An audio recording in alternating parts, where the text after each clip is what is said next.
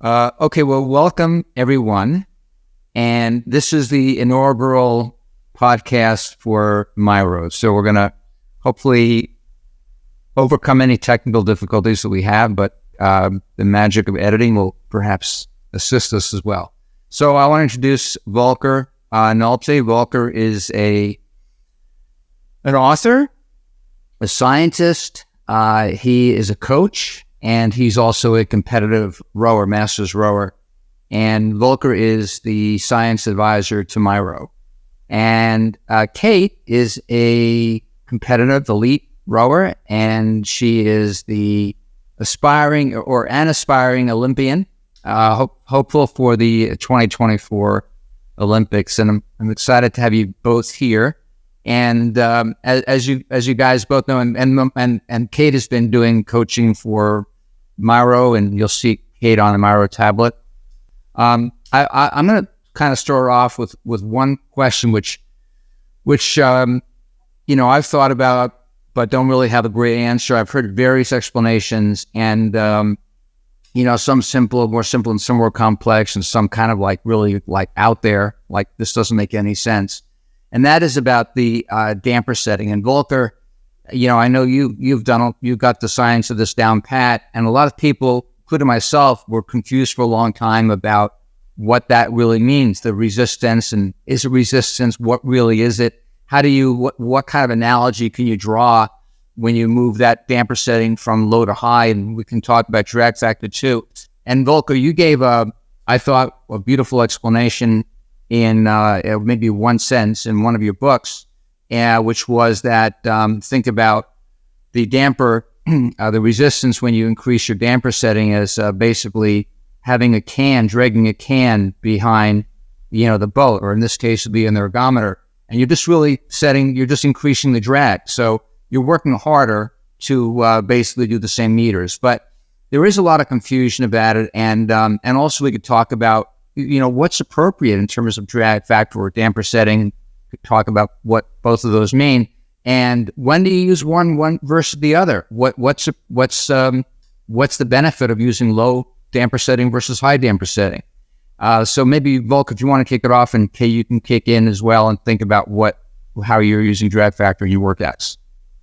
Well, drag factor is simply a measurement of the air that goes through the vent. The higher the vent setting, so by 9, 10, you have a huge amount of air going through. And air, although we don't think it's very heavy, but if it's pushed at a high speed, it becomes very heavy. And so the more we open up the fan, the more air gets pushed through. If we close it to 1, there's very little air through this, and we simply only move the fan alone. And the thing is, the higher the vent setting is, it is easier to put load on, because with a smaller velocity of a revolution of the fan, you get a higher resistance. So it is simpler for a beginner to get some feel of load. I mean, it's always with the ergometer, you only get the resistance that you put on when you pull. If you put it all the way down to, let's say, 1, a beginner has way more problems to get some feel of load. And therefore, in the beginner setting, people tend to go a little bit higher because they think it's easier to get this feel of load. What do you think, Kate? Is this your experience too? Definitely. And I think it's easy to see that for beginners. And especially when I started rowing, I thought, bringing the damper higher makes it more advanced. But we kind of like to standardize it. And we have one drag factor that all of us use to kind of make it an even playing field. Because as you know, you can get different results by using different drag factors. And then it's harder to compare results for yourself and results across different people on the erg. The drag factor is the proper measurement done by the monitor, and the myrow monitor gives you this measurement every single stroke if you simply click on it. So the vent setting itself on the ergometer, you see only 1 till 10. And depending on how new the ergometer is, how dirty the fan is, the vent setting, the drag factor may varies a little bit. So if you want to roll with 110, 112, like Kate is saying, for a brand new ergometer, it's maybe on a 2. It's a little bit more used ergometer, maybe on a 3. And this is, of course, on the whole scale, you are low, right? And beginners would normally think maybe we go in the middle, or we go again because it feels better, we go on a higher vent setting. And this, of course, can cause some problems. Well, so Volker, are you saying, so just maybe clarify something. So to me, when I'm thinking about a damper setting, even a drag factor of 110 to 115 or so, let's say between a 3 and a 4, I'm still feeling resistance on the machine. I mean, if I'm down at a 1, yes, there's really, you're not feeling very much. The machine is kind of giving back to you, right?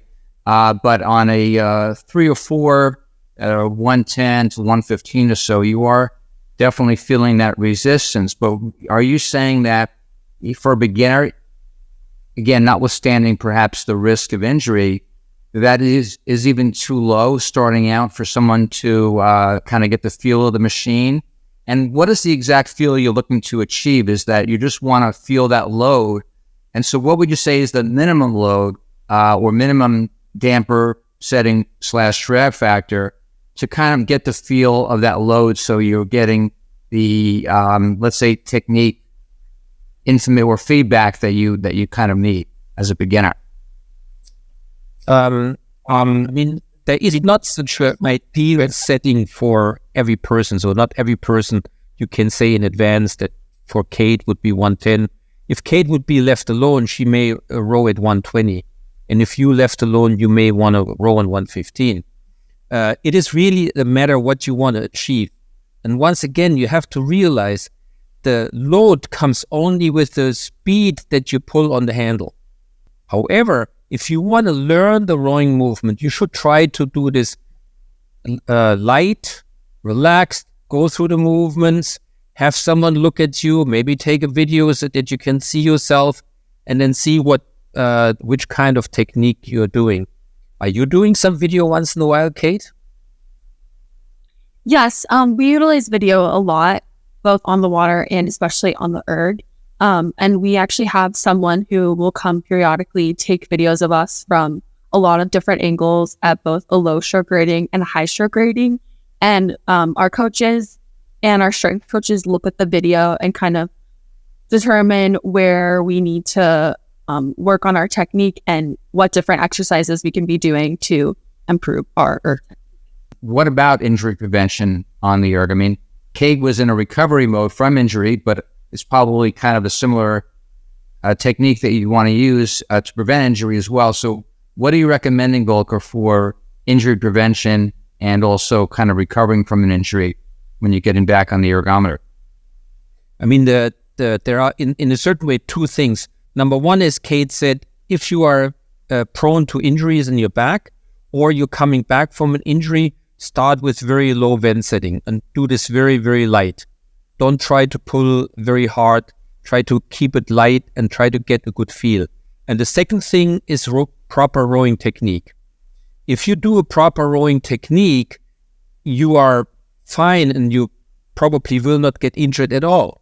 So maybe this is a good time to segue into Kate, if you don't mind, jumping on the machine.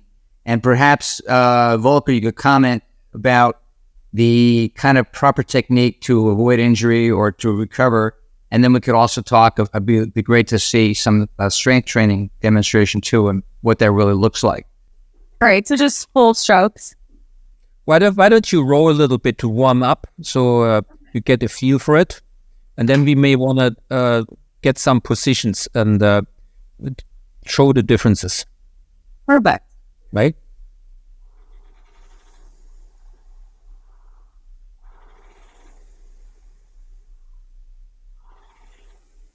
So I think that's it's very nice. If you look at Kate right now, she maintains what is called the neutral spine.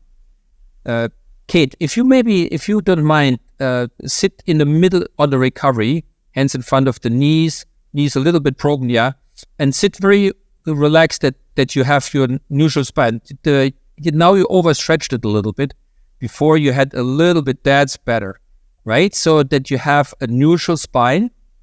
And Kate has a relatively straight back, right? And therefore, it's important to keep this position during the whole drive. So Kate, if you now go slowly to the catch, right? You see she maintains the position, and then the drive comes from pushing the legs while locking the core in and holding this position. Okay, Kate, a few strokes again.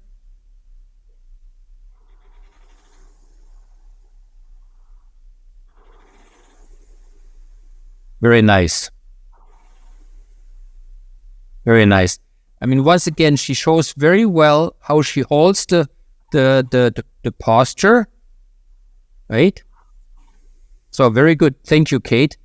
Now let's show two extremes that it's not good.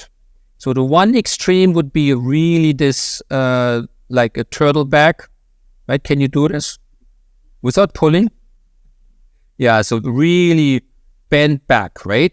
That's what, and you see, don't pull too hard there, right? The lower back is really bent there. That's obviously the main problem there.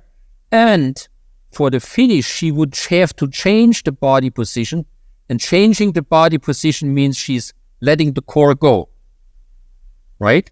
So this is not good. And the other way would be if you are doing whatever, the rowing in the 90-10s exactly. That's not good either, right?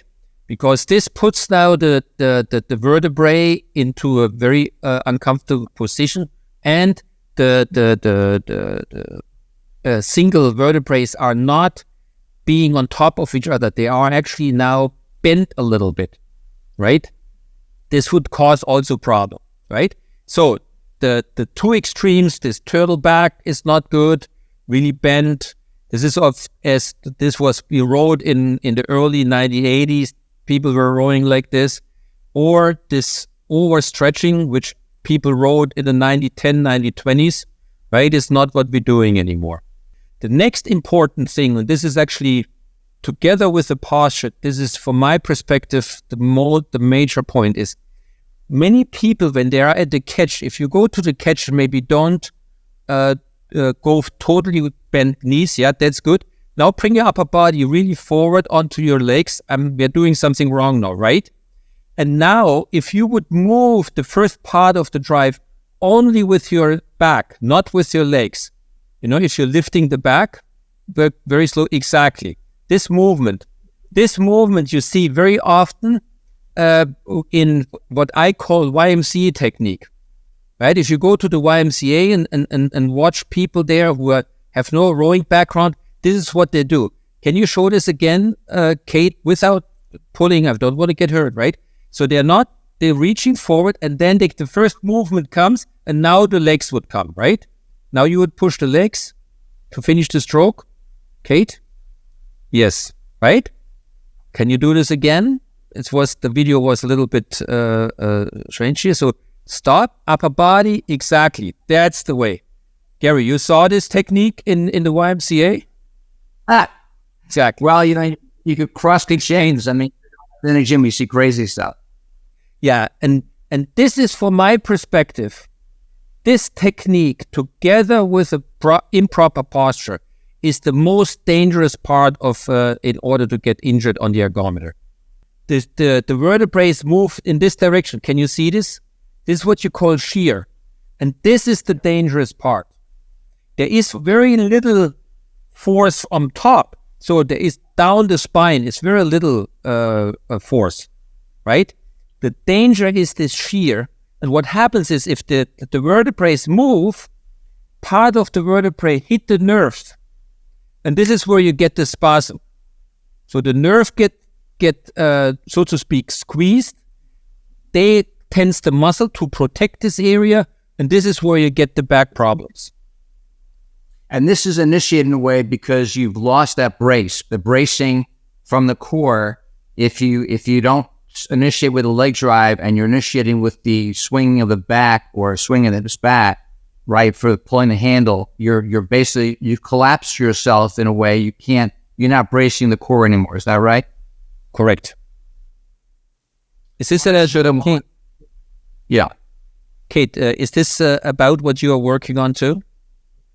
Yes, I'm definitely a culprit of the turtle back, and I have a tendency to kind of like arch forward and lose like the good posture and then like the bracing of the core, and then sometimes coming up to the catch and almost like tucking. So yes, I mean you are very flexible in your lower back there. You showed this very nicely. That's when you get the seat towards the feet and then get this turtle back. Can you show this again? No, that's one. That's very bad, right? This hurts by watching. I wanted it goes and it hurts me too. but yeah. So I think Gary, we should finish this part by having Kate showing some really good technique, with a proper position at the catch, and then the first part of the drive comes only out of the legs.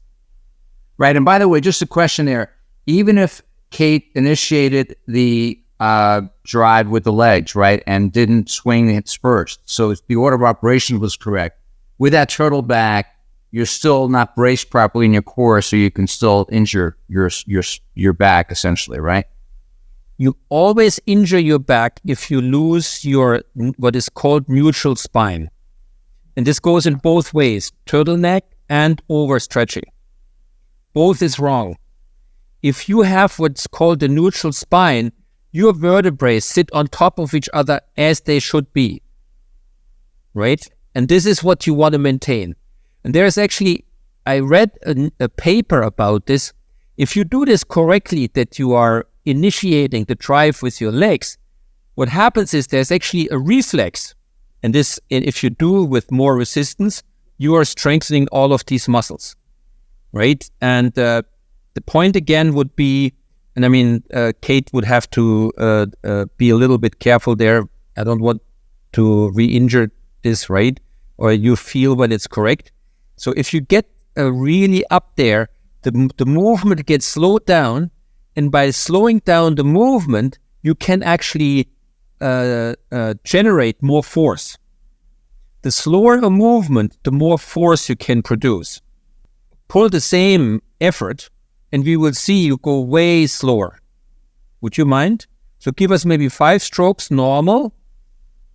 Yeah, 5 strokes normal rowing. Same effort there, yeah. So very light.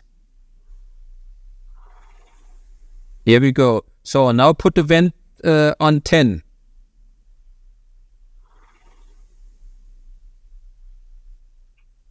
You can do this with the handle. You can stay in there. Do it with the handle. No. All right. It's okay. You are too careful. Very good. Yeah. And now with the same effort, row with the same effort, not more, right? Yep. Go ahead.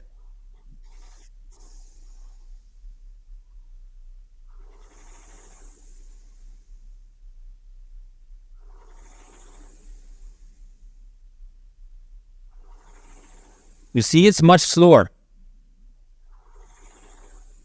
Yeah, definitely. Right? And because you are slower in the movement, you can apply more force, right? There is this very famous Hill curve.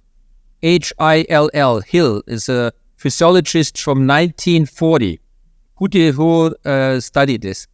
You have the highest force when you contract your muscles, if you push against the wall, right, with no movement. It's called isometric training. And then if you go, for example, very, very fast, if you would put, for example, open up the fan, there's no air going through, or they close the fan, you put some tape around the fan and would roll, you have no air going through, you cannot really put any force on, right? In my biomechanics class, I always told the story, if I put a force plate on the back of a Ford F-150, right? And I sit in the car and Kate has to push. And I put my foot on the brake, so Kate push against, and she cannot move the car. She will generate the highest force. If I now take the foot off the brake and start rolling slightly forward, now Kate has to walk behind it and push. It is less force. And then, of course, eventually, I accelerate the car so fast that Kate cannot get behind it, and the force would be very little, right? So the slower the movement, the more force. And this is because of the high vent setting. So if you want to do this, number one, you have to be careful that you know how to do the proper technique. It's very, very important. How long do you typically jump on the erg for when you're doing an erg session? And the second part of the question is, do you do a full-on erg session? So if it's whatever, it's half hour, or if it's meter space, whatever it is, are you fully on the erg, or are you doing some on erg, off erg workouts as well? So you'll do 500 meters, you'll jump off, you do some dumbbells, or tell us about that. When it's too cold to row on the water, we do our entire session on land, which could be up to like 100 minutes on the erg, which is obviously a lot, but for our training, that's kind of a typical session.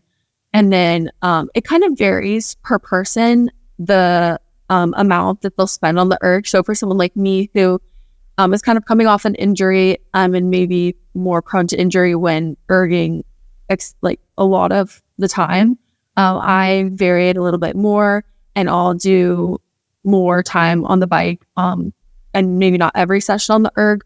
Whereas some people who haven't been injured recently will do the full 100 minutes, or in an afternoon, maybe 60 or 75 minutes. Thank you, Volker. Thank you, Kate. Thanks so much. And thanks for demonstrating being a good sport, getting on that machine at night when, you're on that machine so much through the day. So thanks for being a good sport and doing that. And we'll do this again. So this was a lot of fun, and we got so many topics to explore, and we can cover some other things next time. We'll get into some more detail and look at maybe break down the stroke a bit more. And it was a lot of fun. And we'll also, when we stream this, when we podcast this, we'll get some questions and comments, and that can inform what we do next time as well. So looking forward to getting people's feedback in our audience and see what they say, and we'll take it from there. Thank you. Thanks, everyone. Bye. Have a good night.